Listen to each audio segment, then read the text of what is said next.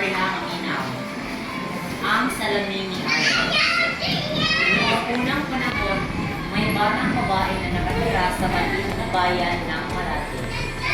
Siya ay anak ni Aling Baya at Mangkano. Siya ay si Aya. Pero kilala rin sa pagsisinungaling. Isang araw, may patimpalak sa kanilang paaralan. Isang linggo ng katapatan at ang premyo ay isang mahiwagang salamin na nagpapakita ng tunay na pagkatao. Ito sa guro. Sabi ng guro, hindi ito premyo. Ito ay salamin ng katotohanan. Ipinakakita nito ang epekto ng kasinungalingan sa iyong puso. Mula noon, natutong magsabi ng totoo si Aya, hindi para sa gantimpala